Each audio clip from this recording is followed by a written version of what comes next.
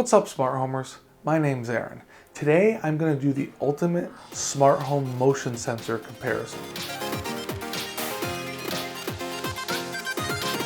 Press start. There are a ton of different motion sensors out there that are compatible with Home Assistant, but things like sensing distance, trigger time, cooldown time, price, all these things matter, and it's really hard to know which motion sensor you should choose for which application. In the past, I've done comparisons of different smart buttons that work with Home Assistant and also different contact sensors that work with Home Assistant. And in today's video, I'm going to do the same thing, but with motion sensors. I bought a bunch of them from a few different brands, and I'm going to compare their prices and features, and I'm going to give you some ideas of how you can use them. Also, make sure you stick around to the end because I'm going to tell you which ones are my favorite and which ones I would definitely not recommend. I had a few basic requirements when choosing these devices. First of all, they have to be compatible with Home Assistant, of course. Second of all, they have to be available on either Amazon or the Smartest House. Thirdly, they have to work with Home Assistant without any other hub than a Z-Wave or a Zigbee dongle. Finally, they can't cost more than $50 US. This price limit actually removed one of the sensors I really wanted to cover, which is the AOTech multi-sensor, but unfortunately more than 50 bucks is just way too much in my opinion. There may be some sensors that I have not covered in this video that you really like, and if so, please leave a comment letting me know which ones they are, or let me know on social media and maybe I can cover it in another video. I'll be looking at only Zigbee and Z-Wave devices, and I'll be adding them to Home Assistant using ZHA and Z-Wave.js. Also note that all of these sensors are reported to work in SmartThings. Okay, so let's start by looking at the Zigbee sensors. The first one I want to look at is the Aqara motion sensor. This device is one of the most popular motion sensors for smart homers and especially Home Assistant users. Its compact size and low price point makes it an easy buy for new smart homers and also ones who are more experienced. In fact, this sensor is actually the second cheapest of all the sensors we're going to be looking at in this video. I also think it's one of the best looking in this video as well. It has a cylindrical body with a rubber ring on the underside, which gives it a little grip if you want to set it on a horizontal surface and not bother sticking it with adhesive. As with all Aqara devices, it has a gray and white look that looks very sleek and modern without drawing too much attention. It comes with an adhesive pad for the body of the sensor, as well as a mount that can be attached to the sensor and the wall with adhesive pads. No matter which way it's mounted, a twist of the body will open it up, exposing the battery so you can easily replace it. As usual, the Aqara hub is not required for this device to work with Home Assistant, and in fact, I'd recommend you don't get the hub unless you have to. Pressing the small reset button located on one side of the sensor repeatedly allowed me to pair it with Home Assistant with no trouble. In Home Assistant, it shows up with 4 sensors: a motion sensor, occupancy sensor, a luminance sensor, and a battery level sensor. I currently have 3 of these motion sensors in my house. One I have in the garage for turning on the lights and keeping them on while I'm working in there, one in the basement play area on a bookshelf, and one in the living room. In the living room, I mounted it underneath the top shelf of my bookshelf where it's out of sight, but it still picks up a lot of motion in the room. Of all the sensors, this one has the widest field of view, meaning that it can detect the widest area of motion, but not necessarily motion that's the furthest away. This next one has the lowest price of all the sensors in this video, and it's the Linkind motion sensor. Linkind has a line of Zigbee smart home products that are super cheap on Amazon, and this one is no different. In my contact sensor comparison, I reviewed a Linkind device that was cheap and worked pretty well, especially for the price. Unfortunately, that's just not the case with the Linkind motion sensor, and I'll explain why. This one does come with decent mounting options. You can mount it to the wall using a bracket with either adhesive or the supplied screws. And pairing it with ZHA was pretty straightforward. You just pull the battery isolator tab and it's immediately picked up in Home Assistant. In Home Assistant, the device shows up with 2 entities, the motion sensor and a battery level sensor. When it first connected, it seemed to be picking up motion, but almost right away it went to detected and never went back out of detected mode. I tried unpairing it, repairing it, factory resetting it. I even stuck it in a cabinet where there was 0 motion and still it said motion was detected. I actually bought another one, a replacement, and tried that one and the same thing. This happened before I could do any further testing for you guys, and honestly this was one of the biggest disappointments of this project. I really wanted this one to work. The next one I want to look at is the Sonoff Zigbee motion sensor. One look at this device and you know it's a Sonoff. It has that square look with the sharp corners that all of their products seem to have.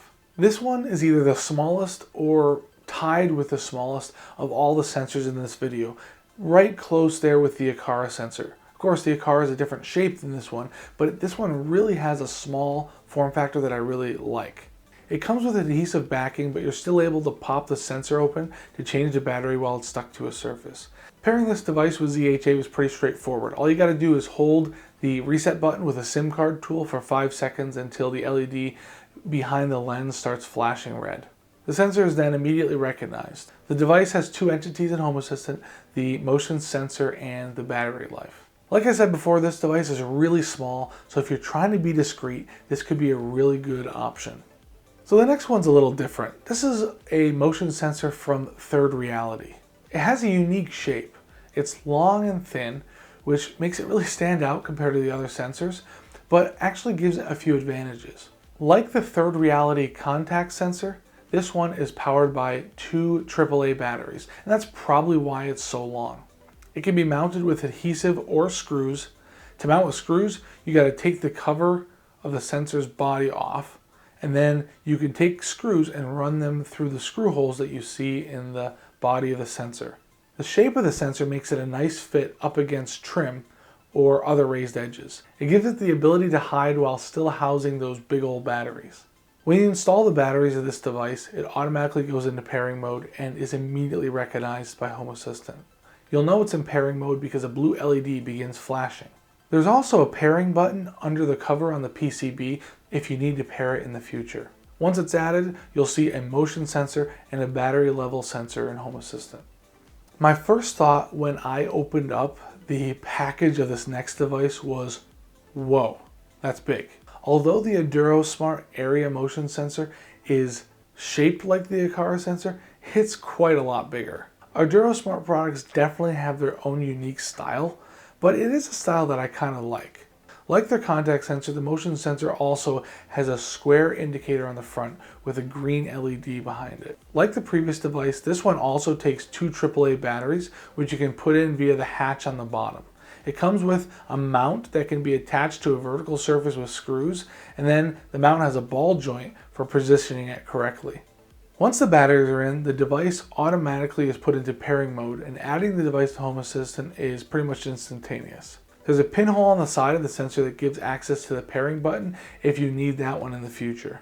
This sensor only has 2 entities in Home Assistant, a motion sensor and a battery level sensor. I'm actually a little surprised that this sensor doesn't have more features for the $10 step up in price from the previous devices, and also its size. For how big that can is, you'd think they'd be able to throw in a temperature sensor or something at least.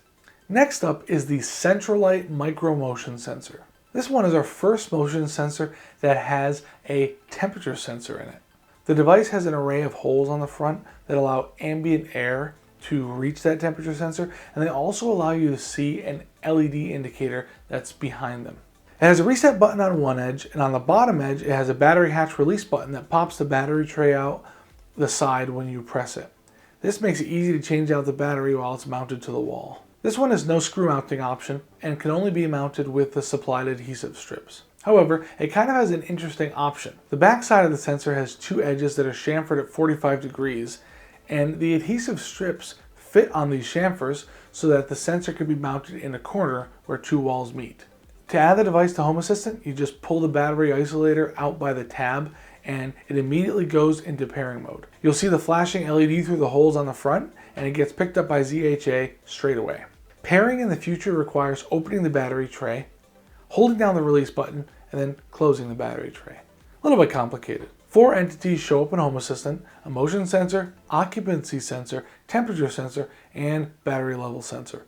Obviously, this device is cool with that extra temperature sensor, and if there's somewhere where you wanted to measure temperature casually, this may be a good option. Alright, this one's a weird one. The AGSHOME motion sensor. Never heard of it? Neither have I. This Zigbee sensor has nothing really special except for that it's kind of nondescript. It's huge, it's ugly, and it's got its brand name written on the front. Fun fact, almost no one wants a brand name printed on the front of their sensor, especially AGSHOME. Comparing it with the Sonoff, you can see that it is way bigger, but the lens is about the same size. It comes with a plate that can be mounted to the wall with screws or adhesive, and then the sensor body can be clipped onto it. On the back of the sensor, there's an on-off switch, a reset button, and the battery hatch. This sensor takes 3 AAA batteries. That's a lot of battery. To pair the sensor, just press and hold the reset button using the provided SIM card tool, and it gets picked up pretty quickly. You'll see a red light flash under the lens telling you that it's in pairing mode, and it'll stop flashing once it's paired. In Home Assistant, you'll see 2 entities, a motion sensor and a battery level sensor. If you look over the device info for this sensor, you'll see the manufacturer is Tuyatech. Very interesting. The next one is the Philips Hue indoor motion sensor. This one is the most expensive of all the devices we'll cover in this video, and it's the last of the Zigbee ones we're going to look at. It's actually the first Philips Hue device I've ever bought, and probably ever will buy. I do have to say though, it has a nice quality feel that you don't get with the cheaper sensors. The front of the sensor has the lens and a small circular transparent window, which I assume allows the light in for the lux sensor. This device also has a temperature sensor built in. It has a magnetic mounting method, which is kind of cool. It has a small rubberized magnetic cylinder that has a hole in it, and a screw can be used to secure that cylinder to a surface, and then a sensor attaches to the cylinder magnetically. The back of the sensor has a sort of semi-spherical shape, so you can angle the sensor on the magnet a little bit. You could also mount this sensor to your fridge without any screws at all. Removing a single screw on the back allows you to take off the back cover, exposing the battery compartment, and inside you'll see that it's powered by 2 AAA batteries. From what I've read, these batteries last for 2+ years, which is pretty incredible. To add it to Home Assistant for the first time, just pull out the battery isolator tab. In the future, you can pair it by pressing the setup button on the back using a SIM card tool. I'm very impressed by the number of sensors that this device has. In Home Assistant, there are 5 entities that show up: a motion sensor, occupancy sensor, a luminance sensor, temperature sensor, and a battery level sensor. One strange thing that I found about this sensor in Home Assistant with ZHA is that the motion sensor remains clear, never goes detected. Instead, when there's motion, the occupancy sensor is what becomes detected. I'm not sure why this is the case, and it might be different if I was connected to the Hue bridge, which I'm not buying, first, or if I was connected using Zigbee to MQTT. I'm not really sure. This is how it seems to work in ZHA. A couple notable features about this device is that it can sense to 16 feet, which is really probably good enough for most rooms, but it has a cooldown time of 13 seconds, meaning it can trigger another automation based on motion after 13 seconds. Now, there's no way that I know of to adjust this cooldown time. Adjusting it to longer would save on battery life. Okay, now let's look at a few Z-Wave sensors. One of the advantages to using Z-Wave sensors is that they are far more configurable than the Zigbee sensors typically. With certain devices, you can change the motion detector sensitivity, change the cooldown time, and a lot of other things like controlling the LED that flashes. This advantage is something you should keep in mind because of the higher price tag of Z-Wave devices. The first of the Z-Wave devices is the Zooz 4-in-1 sensor. As the name implies, it has 4 sensors: motion detector, a luminance detector, temperature sensor, and a humidity sensor. Fun fact, this was the first Z-Wave device I ever bought, and it was back when I was using SmartThings. This device has the typical square look with the lens on the front and also a little window for letting light in for the light sensor. It really isn't huge for all the sensors that it's packing, honestly. It comes with an adjustable mount that can be mounted to a horizontal surface or a corner, and the device can easily be detached from it if the battery needs to be changed. The case can be opened if needed, and this reveals the battery and internal PCB. When you open the case, you'll see a little tamper switch that is released when the cover is opened. To pair this device for the first time, you're just going to remove the battery isolator, and it's going to go right into inclusion mode. I'm not showing this because I've already set this device up for the first time, so I don't have the battery isolator, but If you want to pair it in the future, there's a little pairing button that you can access with a SIM card tool on the bottom of the sensor. Once added to Z-Wave.js, you'll see a motion sensor, temperature sensor, humidity sensor, and a luminance sensor. You'll also see a battery level sensor, low battery level sensor, and a tamper sensor. Removing the cover is going to change the tamper sensor from off to on. As I mentioned before, Z-Wave devices often have some pretty cool configuration options. With this sensor, you can change the temperature units, reporting thresholds for the temperature, humidity, and brightness, the trigger interval or the cool down time, the sensitivity of the motion sensor, and when the LED behind the lens flashes. If you change any of these settings, you're going to need to wake the device up before the changes take place. Pressing that Z-Wave inclusion button or that reset button with a SIM card tool wakes the device up. The battery of this sensor for me lasted about 1 year, with the cool down time being 15 seconds. Again, this means that every 15 seconds, that motion sensor was looking for and detecting motion. I had this in my kitchen, which has one of the highest traffic volumes of any of the rooms in my house. In my opinion, that's pretty good battery life, especially when you consider all the other sensors that it's reporting. The next one is the Ecolink PIR motion detector. I thought the AduroSmart sensor was big until I opened this bad boy. I mean, this thing is the size of a grenade. This device comes with a bracket that clips onto the back of the sensor and can only be removed by opening up the body of the sensor. When you open it up, you're going to see that there's a little switch on the PCB. That's a tamper switch, which lets you know that the cover's been opened. This way, you can't remove the sensor from the bracket without opening the sensor and alerting Home Assistant that it's been tampered with. The bracket has screw holes that are set up in such a way so that it can be mounted to either a horizontal surface or a corner. There's a little jumper on the circuit board that can be moved to change the sensitivity of the motion sensor and also to change the cooldown time. Apparently the change of the motion detection sensitivity is to account for small and medium-sized pets, but I don't have any pets, so I didn't even bother messing with this. I found that this sensor has a cooldown time of about 3 minutes and 17 seconds, and the instructions say that you can use that jumper to change it to 4 minutes or 5 seconds. That's kind of two extremes in my opinion. To add this device to Home Assistant, just remove that battery tab and it automatically goes into pairing mode. In the future, if you want to put it in inclusion mode, you just pull the battery out and put it back in. In Z-Wave.js, this device shows up with 5 entities. It's got motion, battery level, low battery, replace battery, and a tamper sensor. Overall, this sensor is just too big and it's just so noticeable, and I really don't think it has enough other features like sensors to make up for that fact. The Zooz Q sensor is another Z-Wave device that has a really unique look. This one has a puck-shaped body with a ball mount. The mount allows the sensor to be mounted to a flat surface and then angled to satisfaction. It's quite a bit larger than the Sonoff, but it's still smaller than the AGSHOME, and in my opinion has a clean look to it. One of the really cool features about this device is that it has the ability to be powered by micro USB and not just battery. If you look at the back, you can see the USB port and also the slot where the mount clips into place. The mount can be secured to the mounting surface with the provided adhesive or with screws. This device actually has all the same additional sensors that the Zooz 4-in-1 does. I actually think that this sensor was supposed to be like the new version of that Zooz 4-in-1.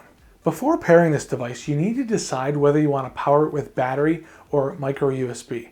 This is because, and this is really cool, that if you power it with micro USB and then pair it that way, it will act as a Z-Wave repeater. However, this poses a problem if you want to go back to battery, because it's going to drain your battery way quicker. So you got to decide, and if you decide to pair it with batteries, you can always plug it into USB later. I think this is so cool that they allowed this tiny little device to act as a repeater, and I wish more Zigbee devices would do this kind of stuff. Maybe it's not feasible. Anyway, to pair it, you twist the back cover counterclockwise to open it, and you pull the battery isolator tab. It should automatically go into inclusion mode and the LED in the front will start blinking. If you're using USB power, plugging in the micro USB cable will start the inclusion mode. If you want to initiate inclusion mode in the future, there's a little button under the cover that you can press 3 times quickly to start it. In Home Assistant, this device shows up with temperature, humidity, illuminance, motion, battery level, low battery level, and tamper sensors. When I first added this sensor, it wasn't registering motion. But then I looked at the Zooz help docs, which are typically pretty helpful, and they mentioned that you need to go into the device configuration and you need to turn off parameter 16 so that instead of binary motion reports, it's going to send notification reports. I'll show how that's done in a second. I also found that the temperature that it was reporting in Home Assistant jumped up from a normal temperature to about 157 degrees. Then I had a big brain moment and realized that it was possible that the sensor was reading in Fahrenheit, but that Home Assistant was converting it from Celsius to Fahrenheit, increasing the temperature like that. Sure enough, the other sensors in this room were reading around 69 degrees Fahrenheit. And if you convert 69 Celsius to Fahrenheit, you get 155. I went into the device configuration page and changed the units from Fahrenheit to Celsius, and that seemed to correct the issue. I have no explanation for why it suddenly jumped up, because originally it was reading correctly, but changing this parameter did work. Anyway, speaking of configuration, this device has a lot of configuration options. You can change the sensitivity of the motion sensor, the cooldown time. The cooldown time has a minimum of 10 seconds and a max of 3600 seconds, but it's set to 30 by default. You can change the LED options, when it should alert you of low battery, the minimum reporting frequency of all sensors, and how much the sensor values need to change for a report to be sent. As I mentioned a few minutes ago, parameter 16 needs to be disabled so that the motion detection will be functional. There's a little bit of setup to get this sensor going, but compared to some of the other sensors, I think this one's pretty nice. Alright, so the third one from Zooz is the Zooz motion and vibration sensor. This one is a medium-sized sensor that has a unique spherical shape. Beside the lens, a single hole in the face allows you to see an LED indicator beneath. The sensor body can magnetically attach to the provided mount, allowing you to easily angle that sensor once the mount is attached to a surface. This mount can be attached to a flat surface using a single screw, adhesive, or you can put it on something that's magnetic like your refrigerator. Like the Q sensor, this one can be powered with a battery or micro USB cable, and when powered via micro USB, it can be used as a Z-Wave repeater. If you twist the body of the sensor, you expose the battery and the Z-Wave pairing button.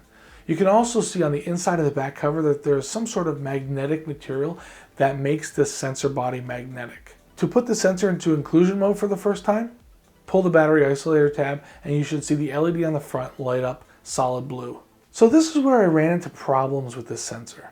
In Home Assistant, I see entities for motion, battery level, low battery level, but vibration is missing. The device configuration allows for the vibration to be turned off, but it's turned on. I tried all sorts of things, removing, re-including, factory resetting. I even ended up having to contact Zooz support to see if they could help me out. They tried to work on it with me, but the end result was, and here's a quote, "There are issues with JS implementation outside of MQTT, and they can only confirm that it will work with Z-Wave JS to MQTT, which I don't have set up and I don't plan on setting up. If I do as a test, I'll let you guys know what I find." In the device configuration, you get a few different options besides turning on and off vibration. You can adjust the motion sensitivity, adjust the cooldown time, which can go from 6 seconds to 18 hours, enable or disable the LED, and even adjust the low battery threshold.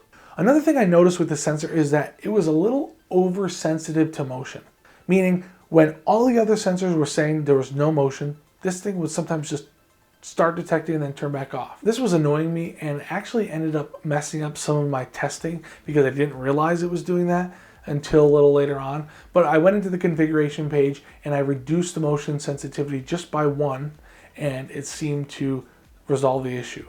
Okay, lastly we have the Fibaro motion sensor.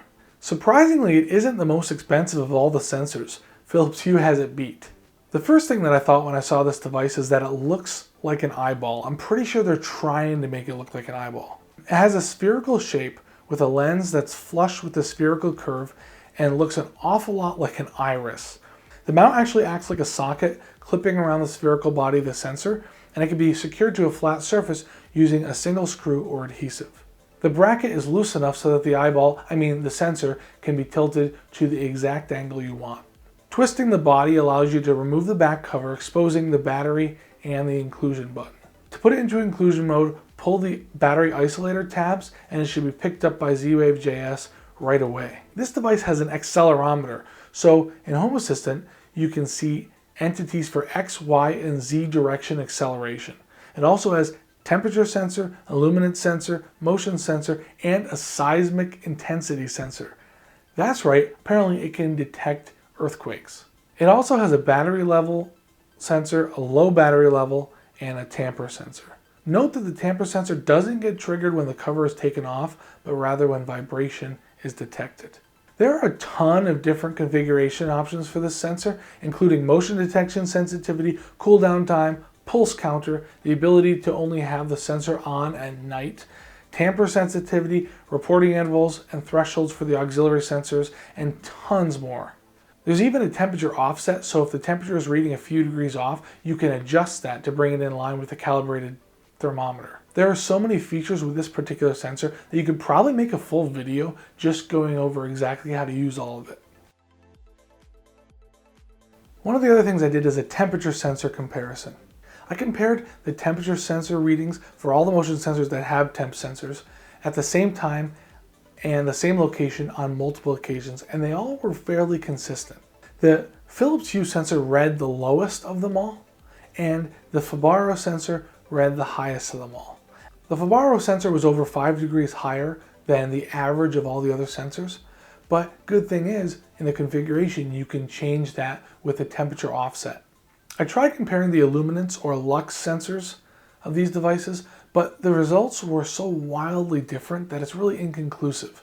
I think it's because the placement of the window where the light shines into the sensor is so different, and in some cases it doesn't even appear that there is a window, so it must be receiving light through the lens. I made a little chart that shows the range of each sensor, and the shapes on this chart show the field of view angle for each sensor. You can see that the Ecolink has the longest range of all of them, followed by the Zooz 4-in-1. And notice that the Hue sensor has one of the shortest ranges, but yet it's the most popular. Very interesting. I tried to test the range of all the sensors lined up outdoors, but for some reason the sensors didn't seem to pick me up until I was very close. I'm not sure if the cold affected the sensors, very possibly it was a cold day, or if it was the sun reflecting off the snow, or if it was the certain type of coat I was wearing, or maybe it's a combination of all three. But the only sensor that seemed to pick me up at a decent distance was the Zooz 4-in-1 sensor, and the rest only detected me when I got fairly close. Unfortunately, the Zooz motion and vibration sensor was having some issues at that time, as was the Ecolink. They were my fault, not the devices. So those didn't have any results. Next, I tried indoors, but I didn't really have a spot where I could mount them at the recommended height, so I ended up mounting them a little lower, around 5.5 feet, but I still got a fairly long distance of measurement. This resulted in quite a few of the sensors not detecting me until I was fairly close, but still it was better than outdoors. Results are non-conclusive, sorry to say. So guess what? That's it. You made it to the end. Or maybe you skipped here using the chapters, which is cool. It's kind of hard to compare Zigbee and Z-Wave sensors, and you can see why with the review of these devices. Although Z-Wave devices are more expensive typically, they're a lot more configurable. So it's really a balance of what are you looking for. The best basic motion sensor, in my opinion, that performs well above its price range is the Aqara motion sensor. Its 170-degree field of view gives it the ability to cover large areas, and its sensible cooldown time of 1 minute and 10 seconds gives it the ability to conserve a lot of battery life. Aqara has done it again, in my opinion, and provided a great quality sensor. I have yet to see a device of theirs that doesn't perform well for the price. However, it's somewhat noticeable because it has that unique cylindrical style look. So if you're looking for something that is a little bit less noticeable, I think the Sonoff device would be a good choice. My next favorite is the Zooz Q motion sensor, and here's why. The Zooz 4-in-1 was my favorite sensor for a long time, but this Q sensor is very similar, but with some better features. If you're looking for a Z-Wave motion sensor that has a decent sensing distance, a quick response time, and a temperature sensor, then this is the one for you. This sensor looks really good in my opinion, and it's cheaper than the Hue. The fact that it allows you to adjust the motion detection sensitivity as well as the cooldown time makes it stand out in my opinion from many of the other devices. One of the coolest features, no doubt, is that you can power it with USB and it becomes a Z-Wave repeater. That is super cool. Zooz makes a ton of awesome Z-Wave devices, and this is no exception. One other favorite of mine is surprisingly the Philips Hue sensor. Now calm down everyone, it's a bit pricey I know, but if you're looking for a device that looks really good in my opinion, and has a temperature sensor and has a light sensor on top of that motion sensor, this is a great option.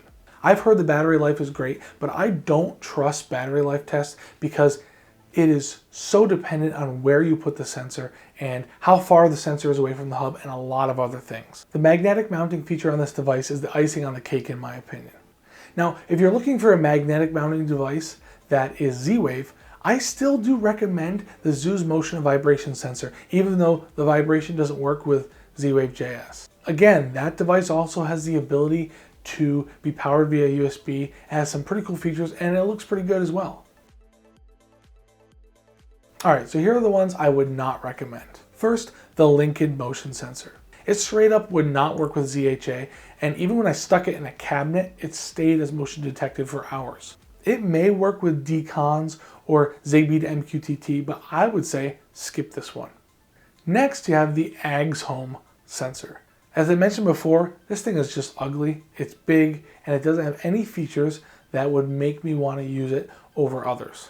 Large and bulky with no special mounting option, it's just not for me. Thirdly, and lastly for the ones I wouldn't recommend, is the Ecolink sensor. This massive sensor looks like it's from the 90s, it's big, it's obvious, and that cooldown time is way too long. A good cooldown time for a motion sensor in the house, to me, is either 30 seconds or 1 minute. And having to wait 3 minutes is way too long, and the option for 4 minutes is outrageous, and then the only other option being 5 seconds, your battery's going to drain quick.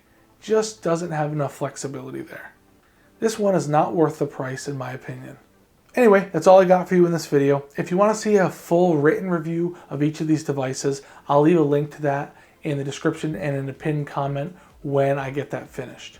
I hope you found the information in this video useful. And if you have any other suggestions for any other devices I should take a look at or other comparisons I should do, feel free to drop a comment and maybe I'll do that in a future video. Also, if I've earned it, please like the video and consider subscribing if you want to see more stuff like this. I'm going to be doing more comparison videos as well as guides and automation idea videos, so stay tuned. Anyway, thanks for watching. See ya.